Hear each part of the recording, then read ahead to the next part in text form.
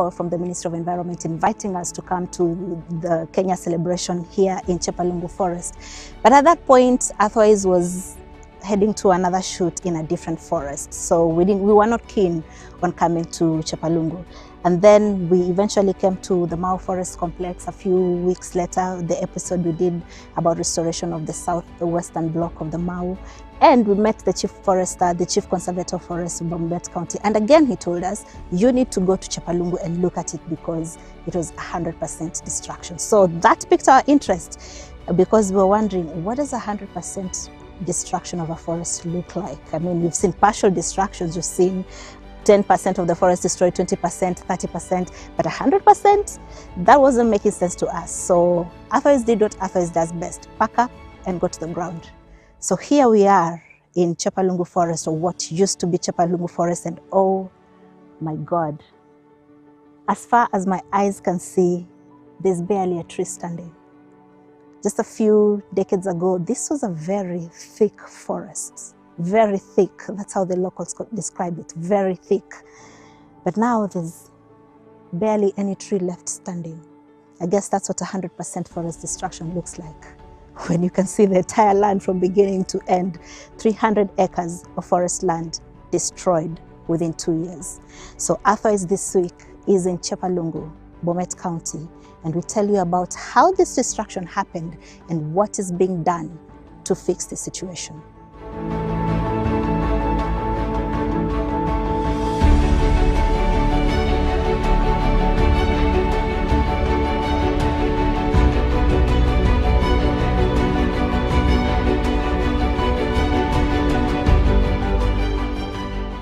The story of Chepalungu Forest reads like an environmental parable. Paradise lost, community awakening, and nature's remarkable capacity for renewal when humanity chooses healing over harm. Until the early 1980s, Chepalungu Forest was the crown jewel of the Mara Forest Complex, one of Kenya's 5 critical water towers. Dense canopies of indigenous cedar, African wild olive, red stinkwood, and the vibrant Nandi flame trees stretched across 2 magnificent blocks, Kapchumbe covering 4,000 hectares and Siongiroi spanning 871 hectares. The forest wasn't merely a collection of trees, it was a complete ecosystem supporting elephants, antelopes, monkeys, and countless bird species.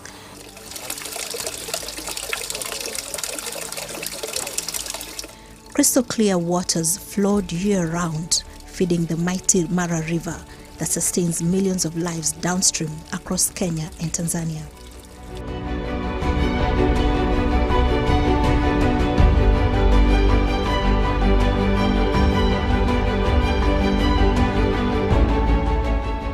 Mimi ni mkaaji hapa hii msitu ya Chepalungu Forest. Tangu kuzaliwa kwangu, hii msitu ilikuwa thick. Ilikuwa mzuri sana. Mpaka 2007 sasa klasi zikaanza.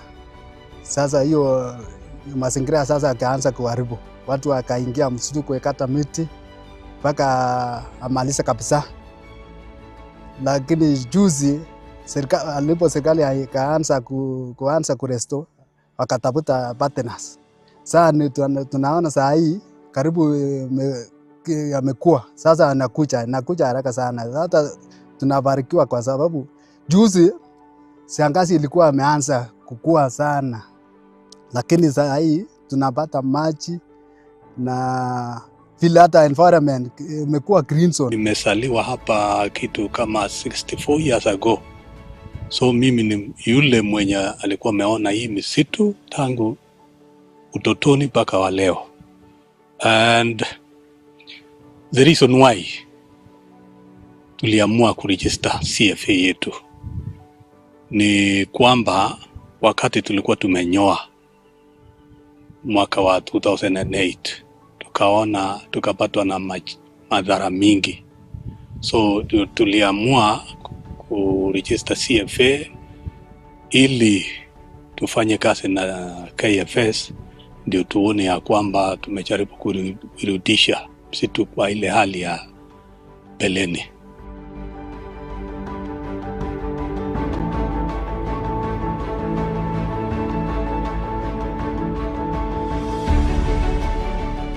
But by the early 1980s, unchecked deforestation began transforming this paradise. The 1990s brought official land annexation for development projects, and while these were legitimate uses, they opened the door for further encroachment. The death blow came during Kenya's 2007-2008 post-election violence. As political unrest swept the country, an army of timber merchants and charcoal makers descended on Chepalungu with devastating efficiency. Wakati wa 2007-2008 kulikuwa na hiyo post-election violence. Sisi kama jamii ya Kipsigis, kura yetu tulikuwa tumepatia mtu mmoja. Alafu baadaye ikasemekana kuna mwingine mwenye akapitia mahali na yule mtu mwenye tulikuwa tumepatia kura hakutangazwa mshindi. So hapo ndio wakati tuliamua sasa, because hatuwezi pata mahali Kibaki anakaa na hii misitu ni yake, ndio tukavamia. The locals say that when Chepalungu forest was at the height of its glory, it was very thick and you could barely move through. But now, since the forest was distracted and since the forest was destroyed, the ground that was left behind was left bare and barren. And now, so what grows in the place of the trees that used to exist, the indigenous trees, are bushes like this. This look like an acacia species, and they usually grow in arid and semi-arid areas, which means that this place had been transformed from a green paradise into a more or less desert kind of condition, and that's why these bushes now occupy the forest. And so as the community begins the restoration process, one of the things they're doing is to remove these bushes, these thorny trees or thorny bushes on the ground, thorny shrubs on the ground, and then replacing them with the original indigenous trees that stood in those spots.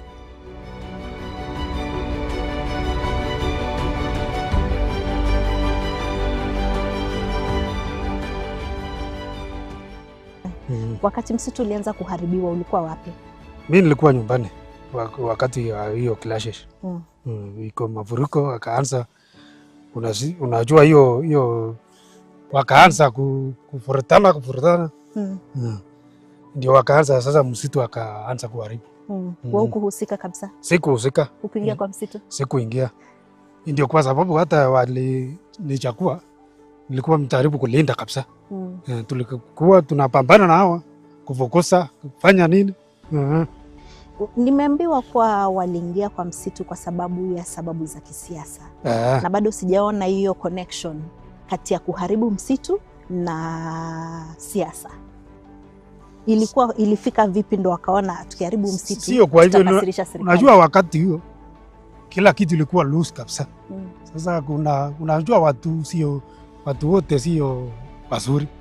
Kuna wengine wale kucha na vurugo zako tofauti. Kuna hii ya msitu, wengine wana loot vitu wao wenyewe. Kwa hivyo wakatumia siasa wakatumia tu kama excuse. Sasa wakaanza hivyo, wakaharibu msitu. Hata watu wengi walikuwa wakeni, sio watu wakaaji hapa wengi. Wakakuja kukata miti sahizi hayo. Walikuwa wengi kabisa. Uliwahi kuingia msituni ukiwa kijana? Nilikuwa mimi naishi hapa. Nilikuwa mimi naenda ndani kukula machungwa. Ilikuwa machungwa mingi. Tofauti. Hata dawa ya kienyeji ilikuwa.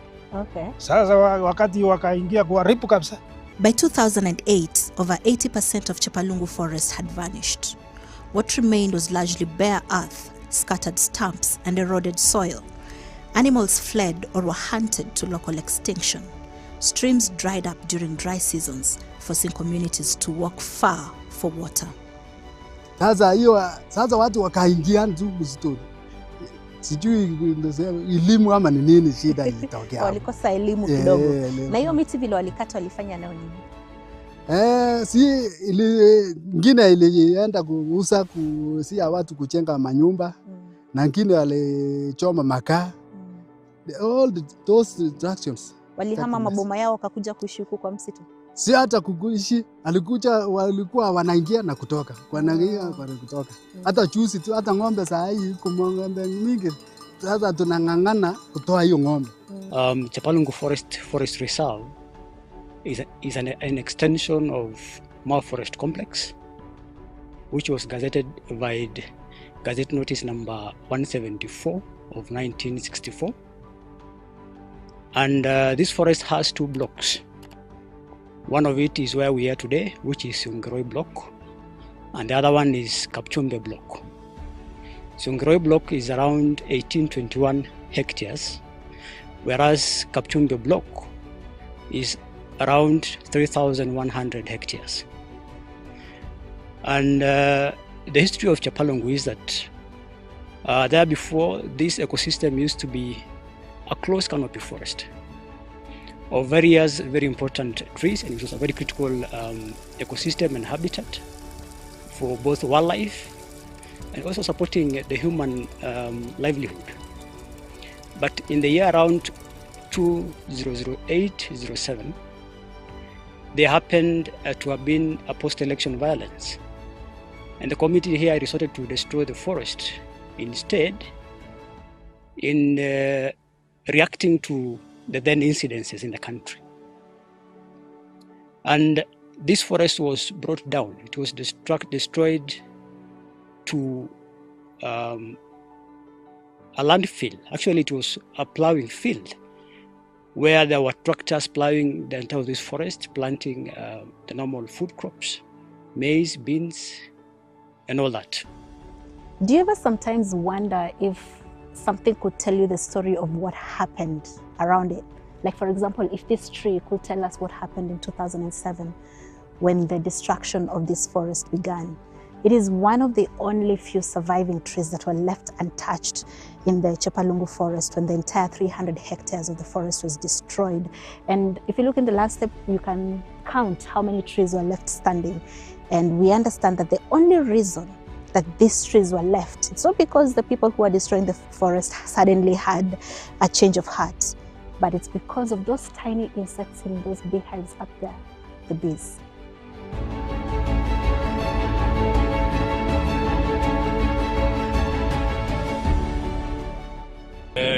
Kama jamii ya Kipsigis wenye wamepakana na huu msitu,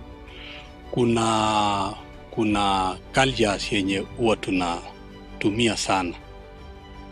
Unaona miti kama huu yenye inasimama, any tree standing, lazima misinga iko juu yake, na hakuna mtu mwenye anaweza enda kutoa hiyo misinga, because kuna culture, ukitoa mtu ya msinga ya mtu mwingine, huwezi last for 2 days, utakuwa umeenda.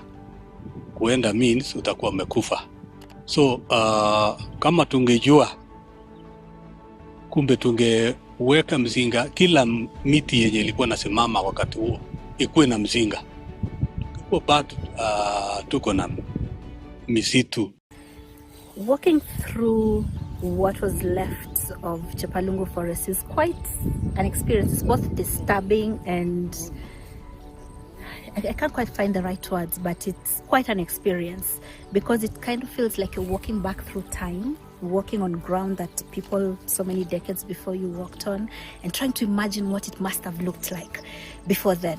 And this spot kind of gives a glimpse of what it must have looked like back then before the destruction started in 2007, because this part of the forest is only 10 acres and it's the only one that was left untouched during the destruction. Kuna mali pale naona bado kuna miti na ni miti kubwa.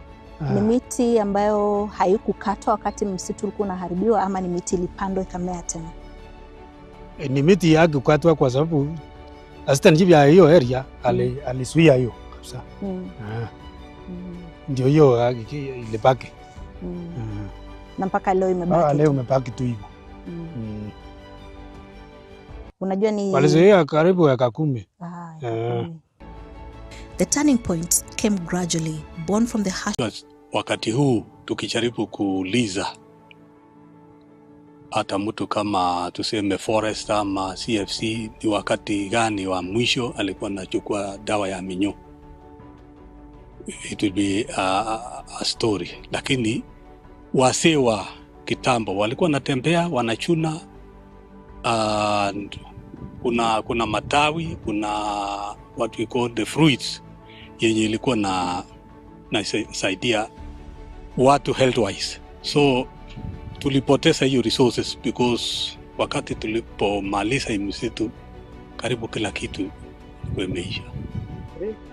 Hii inakaa machungwa, hii machungwa. Sio machungwa, hii ni dawa. Unaona hii ni dawa hii. Dawa ya nini? Mama ndio anajua. Wamama ndo wanajua.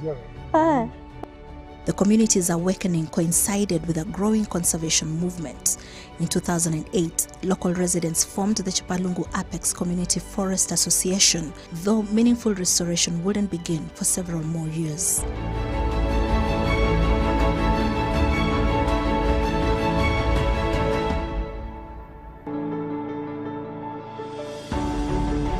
By 2015, a powerful coalition had emerged around Chepalungu restoration. International partners, including the Worldwide Fund for Nature, the East African Wildlife Society, and local organizations like the Green Belt Movement, Nature Kenya, and the National Environmental Management Authority joined hands with the Kenya Forest Service. But the real catalyst came in 2024 when the Kenyan government made Chepalungu a flagship project in the nation's ambitious plan to plant 15 billion trees by 2032. Sasa unaangalia huko, karibu na mlima huko. Sasa tulianzia huko kupanda. Tukikuja hivi. Na tunaelekea hivi sasa. Na mko hamjakaribia kumaliza msitu bado? Bado. Hata mjafika nusu. Ni mwanzo. Sasa mmepanda miti ngapi kufikia sasa, mmepanda miche ngapi? Mingi, sasa ni imekuwa mingi sana. Lakini ni mbegu za kienyeji. Mbegu zote ni mbegu za kienyeji. Hakuna sote. The community came rallying support to KFS and other interested partners to restore what was destroyed. The community, funny enough, who are involved in the destruction of this forest are now the frontline soldiers involved in its restoration. And the reason is simple, that with now the introduction of participatory forest management as a policy or a regulation for the entire country forest management, the community were brought closer to forest resources management. By early 2025, over 1.1 million indigenous seedlings and 700,000 exotic seedlings had been planted. Over 1,559 hectares of gazetted forest land have been rehabilitated, with 500 hectares allocated for agroforestry and 100 hectares for woodlots. Fencing has also started, and so far 22 kilometers have been fenced. Sasa hii miti tulipanda juzi 2 months ago. We are starting from what we know. For us to be able to restore the ecosystem in Chepalungu forest, we first rely on what species were germinating this forest before. But again, we look into the future. Coupled with climate change effects, we assess to be able to come up with the right species that can germinate in all those hardship conditions. Maybe just to mention, as much as we are focusing on what grew before, we are also incorporating, but guided by research, and particularly from Kenya Forest Research Institute, on the most appropriate species to plant in each given site. And this is called species site matching. And in the little time that restoration has been running, the locals say the transformation is noticeable. Hapo awali hii mto ilikuwa inaisha mapema sana. Kwa sababu ilikuwa inakauka kabisa. Lakini wakati hii mto ile restore, sasa maji imeanza kuteremka tena. Haukauki kama awali. Na kitambo hivi ndio ilikuwa size yake wakati msitu ulikuwa umeshikana kabisa. Hii ilikuwa hii maji haiwezi isha. Come 2035, we are very hopeful, projecting the current effort we are putting to restore this forest, that it will be a fully healthy and healed ecosystem. That is what success to us looks like. And healthy in the sense that it will be a well-established ecosystem whereby it will be fully supplying both goods and services that are related to all ecosystems. As much as we are hopeful, we know that there are challenges that can really take back our effort. And as I mentioned, is the issue of fire risks and also the issue of climate change, as much as a few isolated illegal activities.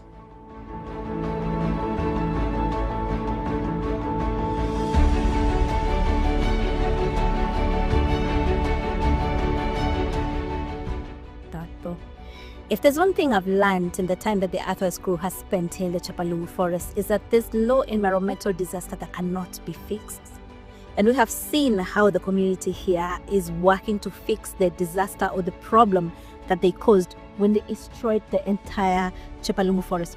I mean, that's where the forest should have been, but it's also part of what was destroyed. Now, what you may not know is that this forest is part of the Mau Forest Complex, and it's also where the Sondomirio River comes from. So if you've heard of the Sondomirio River and you wonder where it comes from the Mau Complex block. So when this forest is destroyed, that means it has a ripple effect on the people who depend on this river for survival. So if there's one thing I want you to take away from this episode, is that forests are important and that you, as a citizen of this country, has a responsibility to ensure that the forests around you is protected. That's all for others tonight. See you again next week. Would you like to interact with us? Earthwise would love to hear from you.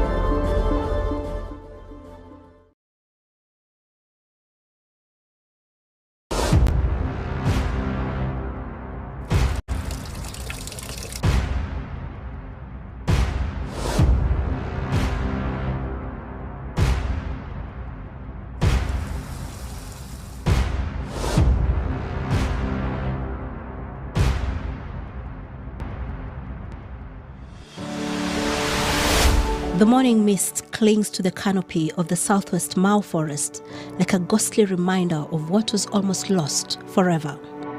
Just a decade ago, this same view would have revealed a landscape of stumps, ash, and despair.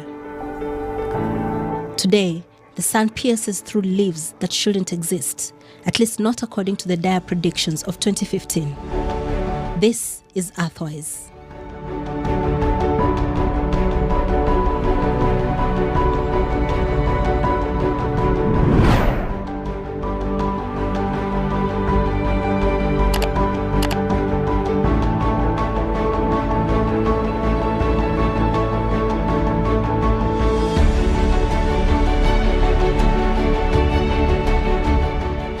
Over the past few decades, more than a quarter of this magnificent forest disappeared.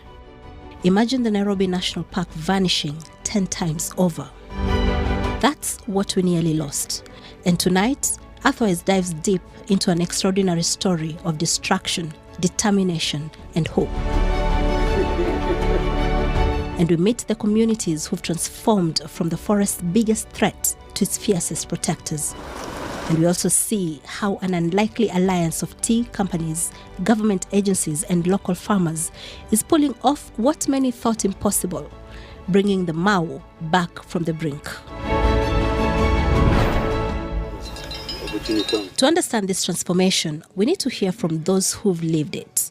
We spent some time with communities around the southwest Mau, and their stories paint a powerful picture of change. Na Ogiek ndio waliishi pande hii. Mpaka saa hii wana Ogiek wanaishi pande hii.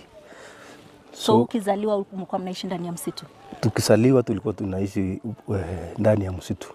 miaka hizo zote mpaka vile serikali ikaona wakatupatia mashamba, ndio sehemu ya forest ikakatwa. So hii sehemu ya forest ndio saa hii tunaishi. Boundary ya forest inaonekana, na tangu siku hiyo watu wengi walikuja wakitafuta mashamba. Wengine walikuwa wanakuja kufanya destruction, wanakuja kukata miti na kuuza. So unaona vile saa hii watu wamekaa makwao. Ile destruction ilikuwa pande hii, ilikuwa kubwa sana. Kuna mashule haikuwa siku hiyo. Shida kubwa ilikuwa mashule. Wakati huo mashule ilikuwa mbali sana tukiwa pande hii. Na tumeendelea kuishi hivyo hivyo mpaka 1995. Ikawa sasa serikali ikakuja ikatusanya. Kwanza kabisa watu walitolewa kwa msitu. Alafu Ogiek hawakuwa na mahali ya kwenda. Wakaishi kwa hii camps. Ilikuwa inaitwa Kichaki. So hizi Kichaki watu wengi walikuja huko. Watu wakasanyika. Serikali sasa ikakuja wakaangalia kweli Ogiek wameteseka. Hawakuwa na makao, hawakuwa na mashule, hawakuwa na mahospitali. Hii yote ilikuwa shida. So ikawa sasa serikali wakaona watusaidie. Watu wakaandikwa, alafu hizi mashamba ikakatwa, alafu wakapewa. Ndio saa hii sasa unaona tumeishi kama watu. Siku hiyo ungepata Ogiek ungestuka. Hawakuwa na nguo, hawakuwa na nini. Watoto wao ilikuwa total hawakuwa naenda shule. So saa hii mashule iko. Vile vile tukipewa mashamba. Ikawa sasa boundary ikapatikana ya msitu na mahali watu wanaishi. Nilisaliwa 54 ndani ya hii msitu ya Tinet. So wakati mimi nilisaliwa, tulelewa na wazazi msituni. Tulikuwa nakula sali na nyama tu ya msituni, hakuwa na ng'ombe, hakuwa na takondo. So mlikuwa mnaenda kuwinda? Tulikuwa nainda, wazee tulikuwa naenda kuinda. So wakati sisi tumekuwa vijana, tumefundisha kulima. So tumeanza sasa mkulima. Tunalima mahindi, tunalima wimbi, ile kienyeji ya wimbi. Tulikuwa nakula hiyo. So tangu siku hiyo Mungu alitunga sisi mpaka tumekuwa wakufwa. Mimi hatukuenda shule. Siku hiyo forest hakutakikana tujenge shule msituni. Tulikuwa naishi tu kichaka hivi, tunaenda kuishi miti. Kesho yake naama ng'ambo nyingine, wakati sali na hiyo area nyingine tunaenda kula sali pande hiyo. So, wakati Moi alipokuwa anapatia mashamba, tumeona sasa mabadiliko, sababu watoto wetu wamesoma. Hata yangu binafsi kwangu, watoto wangu wamesoma, hata ameenda university wengine hakuenda university, sababu ile wakati nilipata shule ilikuwa wengine nyuma hakusoma mzuri. So tumefurahia saa hii.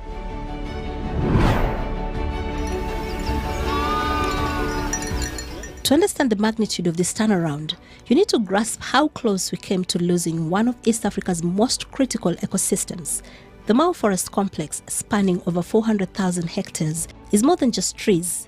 It's the region's water factory, feeding 12 major rivers, including the mighty Mara, which sustains the great wildebeest migration. It regulates rainfall patterns that make Kenya's tea, our black gold, possible. It powers hydroelectric plants that keep Nairobi's lights on. By 2015, we had already lost 25% of this vital organ. And in the southwest Mau block alone, the situation was catastrophic. Satellite images from that period look like aerial photos of a war zone, scattered patches of green surrounded by brown scars of deforestation. So the Mau being a key water tower in Kenya, there's a lot of history about it, politics, encroachment, degradation, all of it. And also a couple of years back, we saw a spirited government campaign to get people out of the Mau in order to restore the Mau. You, as somebody who's tasked with that job of looking after this forest, what do you see is the state of this forest right now? Well, I can say that southwestern Mau forest block, where I partly manage, together with my counterpart in Kericho County, it is quite one of the most well-conserved block of the in Mau, the whole country or the whole Mau? Of the Mau complex, okay. Yes. However, just to give some history, this forest block was gazetted by Gazette Notice number 44 of 1932, clearly for conservation objective, right? And all along it's been one of the best conserved area until around 1992. From then until 2001, there was a spirited kind of excision driven by the then government. Okay.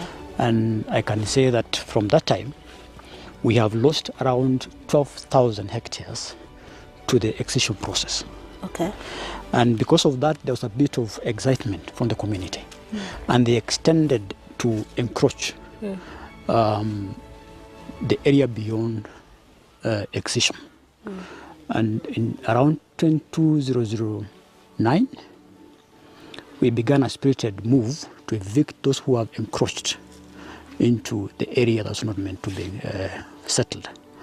And from then is when now we had formed ISLA around that consortium of different organizations that's helping to restore. Different partners, right from government, that is KFS, RUA, that is WRA, and also private partners, the tea estates, IDH, we have ISLA, and so we have Rhino Arc, and all the rest. The objective was for us to come together and have concerted efforts towards restoring what was degraded by the encroachment by the communities. So it's the 12,000 hectares that you're focusing on? Really, not that, but what was encroached beyond the 12,000, okay. Right? On this side of Bomet, that is the side of Itare, the side of Maramara, the forest is well conserved. There's not been any encroachment issues, apart from isolated degradation or illegal activities, though few. But the biggest challenge is on the side of where we call Ndoinet Forest. Ndoinet Forestation is where the excision really happened, and beyond now the 12,000 hectares, we had to put something we call a cut line for management purposes to at least stop further encroachment. Right? The numbers were damning. 24,000 heads of cattle grazing daily in the forest, massive illegal logging operations, rampant charcoal burning, and springs drying up at an alarming rate.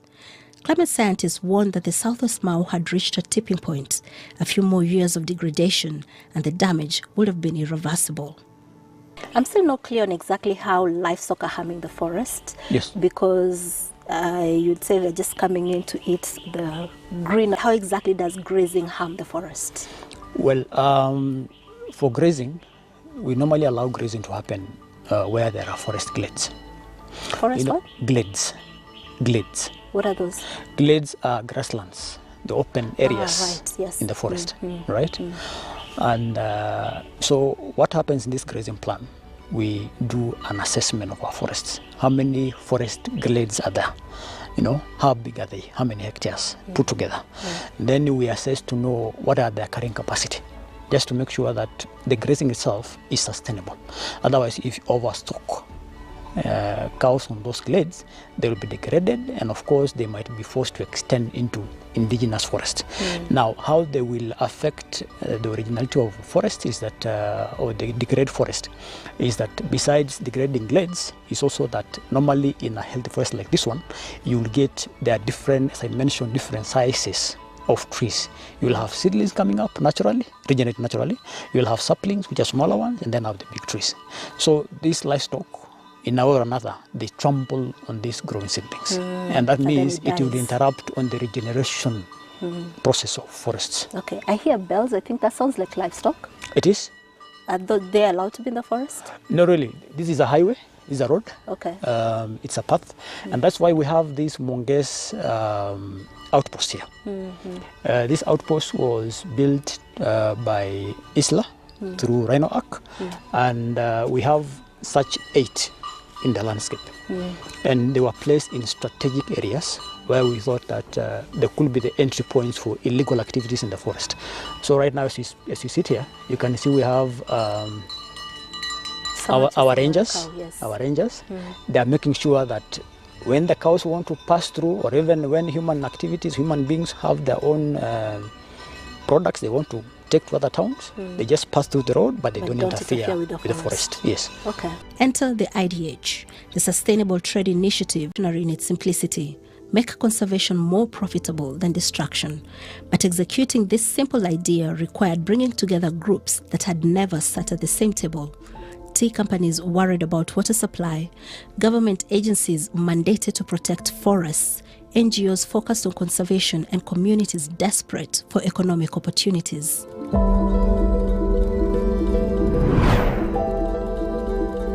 So this is a spring rehabilitation site. We began this program rehabilitating.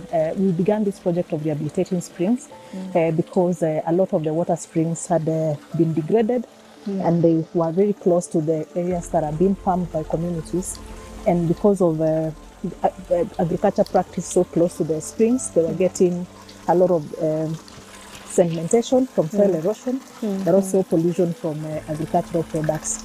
So we began this project to, one, make sure that water flows downstream, because the water quantity downstream was reducing, and that we don't lose the water springs.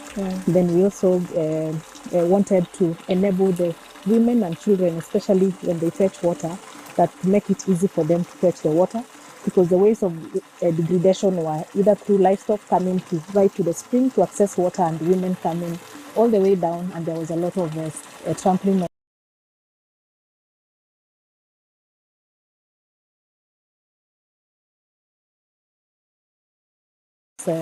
on the springs, so a lot of springs were getting extinct. Okay, so this is revival as part of the revival of the Mau complex. So as part of the revival of the Mau water system, or the ecosystem here, we thought of rehabilitating springs so that we can be assured of the quantities of water going downstream, the quality of water going downstream, because before then, the water was, there was a lot of soil erosion. So communities downstream were receiving water that had a lot of sedimentation. It was costly for water companies to treat the water that they were receiving downstream. At the same time, it was very difficult for communities upstream here to access the water, because the springs, like you can see the way we've come, it's very steep. It's a long way down, and it's very steep. So women and children were suffering a lot as a way of, as they try to access water. Livestock as well, because they access now water from here, so it was difficult for both livestock and communities. And the water never runs out.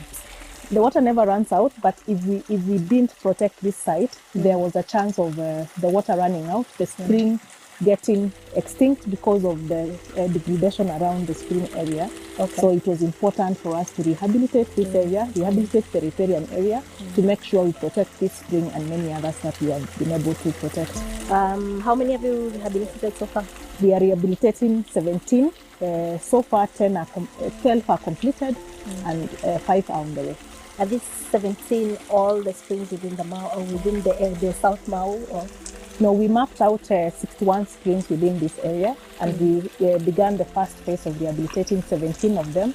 Of course, the hope is that we get more partners to partner with us to rehabilitate more of the springs. And also we wanted to do this as a pilot to prove that, or so that we can measure the quality and quantity of water before and after. So after learning from this now, we can expand to more springs. Yes.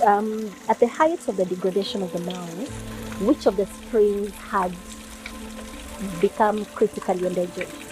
How many? The 61 that I've mentioned, because all the 61 were within the community's farmland. And you know, when communities were initially settled here, they went into agriculture. And that meant they were farming very close to the springs. And number two, they didn't have knowledge on how to protect the spring areas. So the 71 were quite at a risk of getting degraded, and the water quantity was also getting, was also reducing, and the quality was also getting affected. Okay. What emerged from these unlikely partnerships was a comprehensive intervention that attacked the problem from multiple angles. Instead of banning livestock, an impossibility given their cultural and economic importance, the program introduced zero grazing techniques. Farmers learned that they could earn more from fewer, better managed cows. 5 milk cooling plants were established, ensuring farmers got premium prices for their milk. And the results? A 44% increase in milk production and a 75% reduction in forest grazing. Sasa kulingana na vile nilianza hii kazi ya ufugaji wa ng'ombe, nilianza pale msituni, kwa sababu kulingana na vile hatukuwa tumejua kulisha ng'ombe nyumbani ni afadhali kuliko uende kwa forest ulishe huko. Sasa hii ningekuwa forest kulisha ng'ombe, kuangalia kutibu ng'ombe, huko kuna kuaga na ugonjwa mingi. Na ng'ombe siku hiyo hatukuwa tumelisha saisi hii, kwa sababu kulingana na vile huko inachungwa na serikali. Tulikuwa tunachunga ile ng'ombe, vile askari ikikuja, hiyo ng'ombe yako inaweza kukimbia. Kuna mstuko, tunastua ng'ombe ndio iweze kukimbia kabisa hata kuliko hiyo askari. Tulikuwa tunalisha ng'ombe saisi kidogo, saisi ile inaweza kukimbia. Lakini saa hii wakati tulipata hii elimu ya SNV kutoka Isla, wakaja wakatufunza, mimi nikashika hiyo mafunzo. Saa hii nakamua ng'ombe yangu lita 40. The beekeeping program alone, with potato farming initiatives and tree nursery employment, has created alternative livelihoods for over 6,000 households. Former charcoal burners now earn more as forest guardians than they ever did as its destroyers. Hata nyuki sasa tumevuka ya kisasa, lakini hata sababu iko nyumbani hiyo hapa ni msituni. Ile nimeona sasa hapa. Ini mzinga ya kienyeji. Ile ya kienyeji ile tulikuwa naanzia na wazee wetu zamani. Perhaps the most visible sign of change is the 1.5 million trees standing where degraded land once lay. But this isn't just about planting, it's about community ownership. This model is called participatory forest management, whereby communities who live next to forests are engaged formally by KFS through some legal framework, and they sign something we call the Forest Management Agreement with Kenya Forest Service. And this management plan is really a big framework that allows other partners to plug in, to come in and join hands and efforts with KFS and other partners, to put effort together to maybe conserve forests, to improve livelihoods of community. It's really a plan that cuts across all sectors. It cuts across conservation of forest, livelihood community livelihood improvement, and also biodiversity conservation. One of the challenges that people who are running projects that are supposed to help communities, one of the challenges they face is that at the end of the project tends to collapse because the community just feels they're no longer interested. So how are you ensuring that when you, as this consortium of organizations, consortium of companies that have come together to help protect the Mau, once you exit, this protection does not fail? How are you ensuring that continuity? Thank you. We looked at the issue of sustainability right from the word go. We were very keen to engage private sector. Of course, private sector will be here today, tomorrow, and the day after. So we have engaged private sector to work with us in this work. We have engaged communities at the forefront to work with us to rehabilitate and continue protecting the landscape.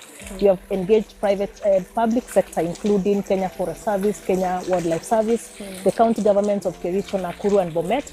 And the idea is they continue doing this work, but more importantly, we have set up a trust called the Stawisha Mau Trust, and the Stawisha Mau Trust is established by the partners we are currently working with. And the idea is because when the program started, we brought together or convened all the partners to use a common approach to pool resources and to protect the Mau. The idea is after the program period, the trust will continue convening these partners, and the partners will continue using a common approach, and the partners will continue pooling resources together to be able to protect them out. So we have a sustainability plan, and the trust is up and functional and continues to convene the partners. 8 ranger outposts equipped with modern communication tools, regular aerial surveillance flights, and a network of community scouts have created an early warning system that makes illegal activities nearly impossible. The newest addition to the conservation toolkit is a 30-kilometer fence along the northeast boundary. But unlike traditional barriers meant to separate people from nature, this fence is designed as a management tool. The recent midterm evaluation of the ISLA program reads like a conservation fairy tale. 49% increase in net forest regeneration, 48% decline in forest degradation, 59% reduction in carbon dioxide emissions, 73.3% increase in moderate forest cover in restored areas, 75% reduction in community reliance on forest grazing, and 17 water springs restored and flowing. Hii mradi imetusaidia sana sana tena zaidi. Siku hizi tunakuja dakika moja, dakika mbili, tunajaza mtungi maji. Tunajaza kwa dakika chache. Kufua tunafua kwa urahisi tena. Na hiyo uchafu ya kufulia inaelekea huko chini. Ya tatu, tunashukuru tena upande wa ng'ombe. Wanakunywa maji vizuri, maji safi. Sasa tunashukuru kabisa kabisa. Hata hiyo wakati wa kiangazi tulikuwa tunapanga laini kabisa. Watu karibu 10. Unakaa hapa almost 1 hour. Lakini siku hizi tunachota kwa dakika chache. Hakuna shida yoyote. Tunashukuru kabisa tena zaidi.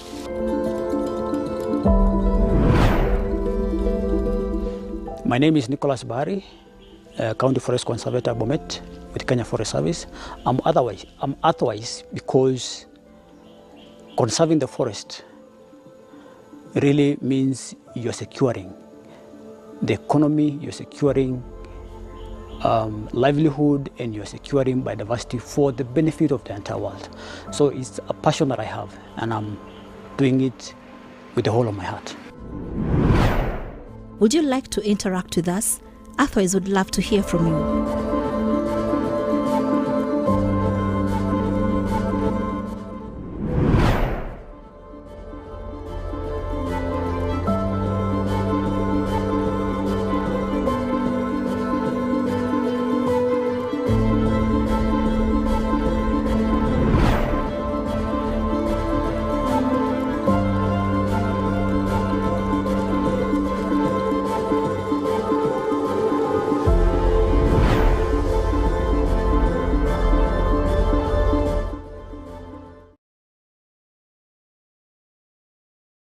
The global AI market is projected to reach $1.770 trillion by 2032. Do you have the skills needed to seize this opportunity? Build a rewarding career in AI with the postgraduate program in AI and Machine Learning, Business Applications. Take the first step towards AI mastery. Apply now.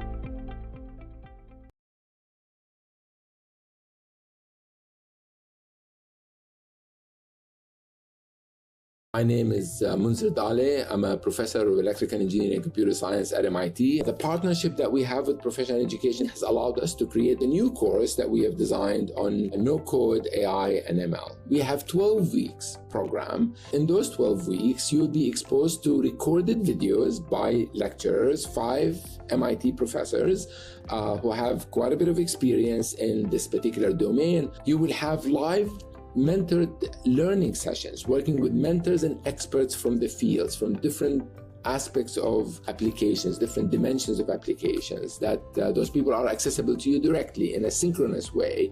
You'll have the opportunity for hands-on projects and experiences to work on those projects, use the no-code tools that are provided to you. This is an experiential learning. You're engaged with people who are experts in the field. In addition to that, you will be granted 8 continued education units CEUs by the Professional Education Program at MIT, in addition to an MIT certification. I look forward to all of you joining the no-code revolution in data science.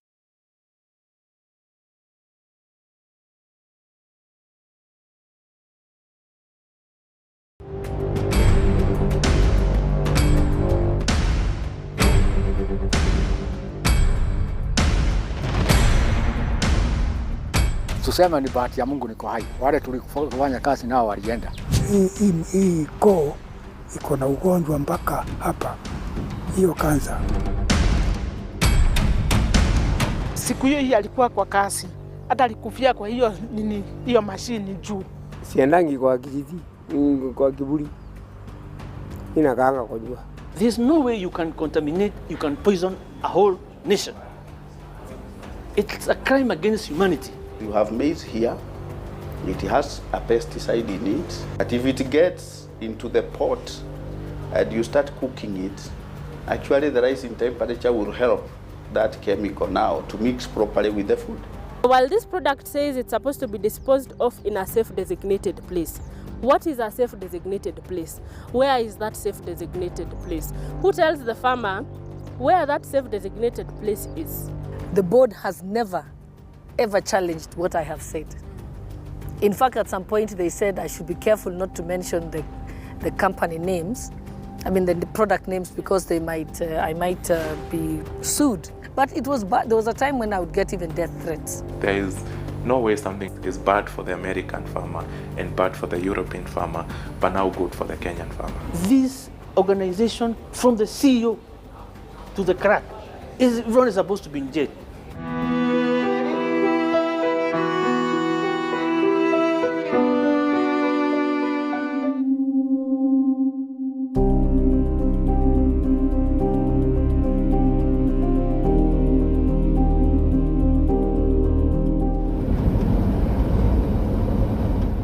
Drive to Timau town on a clear morning and you will think you have found paradise. Green farmlands stretch endlessly on both sides of the road.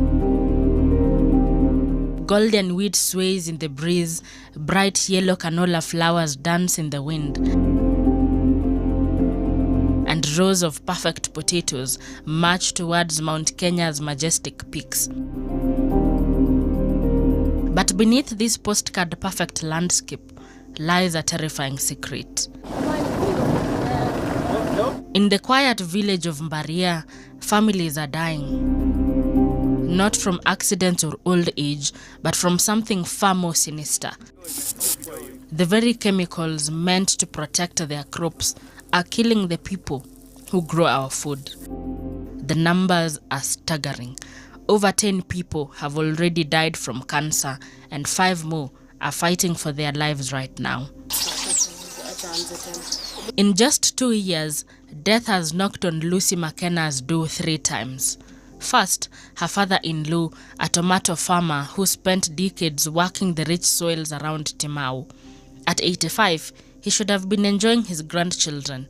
Instead, he was battling liver cancer that would eventually take his life. Alianza kugonjeka, mwili wake ukabadilika, tukaenda hospitali wakati tulitumwa na daktari kwa physician. Na wakati alipelekwa kwa physician kuna vipimo aliambiwa akafanyiwe. Wakati alienda huko tulifanyiwa testi mingi na picha mingi, kafanyiwe MRI na zote tukatoka ako na liver cancer, juu mwili wake ulikuwa umetani na akaanza kujikuna, haezi kula, haezi kaa, haezi lala. Wakati ugonjwa ulijulikana ilikuwa late. Na yeye mzee, njuu alikuwa mzee wa miaka 85. Akalose hope, akaona kansa ni kama haiponi. Na yeye kulose hope, ugonjwa uliweza kuenda na yeye. Na tulimsidikisha mwaka huu 2025 mwezi wa pili.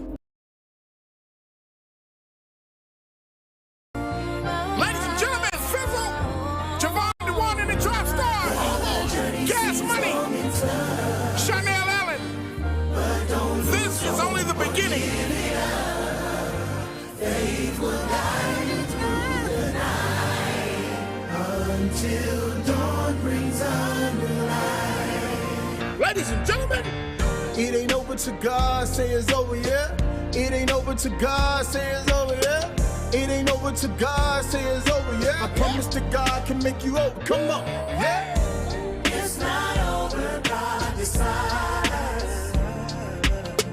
Trust His love, let it be your guide. Sing it one more time for me.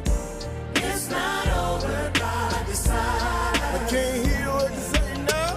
Trust His love, let it be your guide. Okay, come on. Be your shelter when it rains. God will love you with His amazing grace. It's not over. It's not over. Dry your eyes. Hear His voice. Let His love rise. Let it love rise. Let it love rise. When you stumble, when you fall, when you fall, He's the answer to it all. He's the answer to it all. If you wanna change your wrong to right, He's your only answer.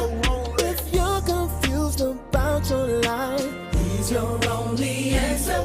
Kind of thanking you for being the hell of my life. He's your only answer. He's your only answer. If you wanna change your wrong to right, He's your only answer. If you feel confused about your life, He's your only answer. Oh God, I'm thanking you for being the head of my life. He's your only answer. He's your only answer. It ain't over till God say it's over, yeah. It ain't over till God say it's over, yeah. It ain't over till God say it's over, yeah. God will love you with His amazing grace. It's not over. It's not over. Dry your eyes. Come on. Hear His voice. Let His love rise. Let His love rise. Let His love rise. You stumble, when you fall, He's the answer to it all. Turn it up. Hold on. God said we gon' make it. We gon' make it. Yeah. God said we gon' make it. We gon' make it. Yeah. God said we gon' make it. We gon' make it. Yeah. We gon' do it. We gon' do it. We gon' make it. We gon' make it. God said we gon' make it. We gon' make it. Yeah. God said we gon' make it. We gon' make it. Yeah. God said we gon' make it. We gon' make it. Yeah. We gon' do it. We gon' do it. We gon' make it. Yeah. Don't worry, God gon' do it. Brush 'em off. Brush 'em off. Woo. It ain't over now. God will love you with His amazing grace. What are you waiting for? It's your time. It's not over. Dry your eyes. Dry your eyes. Dry your eyes. Hear His voice. Let His love rise. Let it rise. Let it rise. Come on. When you stumble, when you stumble and fall, yeah. He's the answer to it all. He's the answer to it all. Oh, you can make it. Don't count yourself out. Oh, if you just believe it. It's not over. Dry your eyes. He's the answer to it all.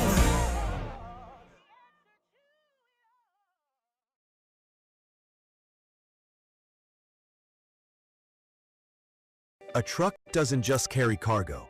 It carries trust. It moves lives, businesses, and nations. That's why what goes in must be genuine.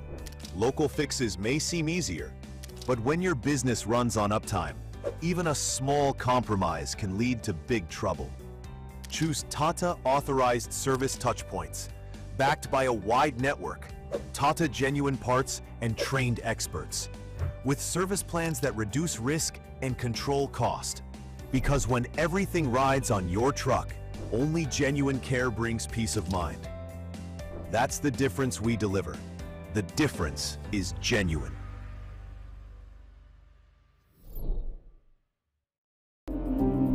Then came Lucy's own father, Jeremiah Kinoti, For 30 years, he farmed onions, tomatoes, and potatoes while driving a matatu to make ends meet. The man, who had never shown any signs of diabetes in his family, suddenly couldn't control his blood sugar. His illness started slowly, with skin and eye irritation, headaches, dizziness, and nausea. At Kotolengo Mission Hospital, doctors diagnosed him with diabetes, a condition he battled for